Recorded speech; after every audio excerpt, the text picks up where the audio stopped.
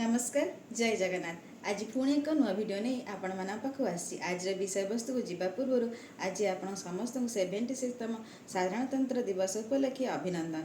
अच्छा, आज आम कथा किपरि आम निजर संस्कार और निजर परंपरा को भूली विदेशी ढांचा को आपणे नहीं।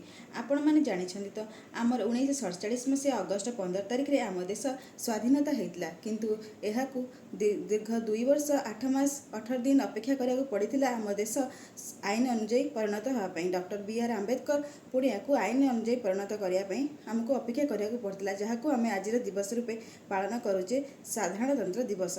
तेणुक आम निजको निजे स्वाधीनता हेले निजको आम से ब्रिटिश धरणर ब्रिटिश ढांचा को आम एवं आपणे नहीं। जमीक आम प्रत्येक परंपरा प्रत्येक आमर हो आम जन्मदिन हो बाहागर हो जेकोसी जानी यात्रा हो आम केक काटी निजको सेलिब्रेशन करुचे कौन पाई आम आमर जो पिठापणा खीरी करके आम पूजा पूजी करुले से टाइप सब पूजा चलूना आम केक काटी कौन पाई ब्रिटिश ढांचा को पालन करवा।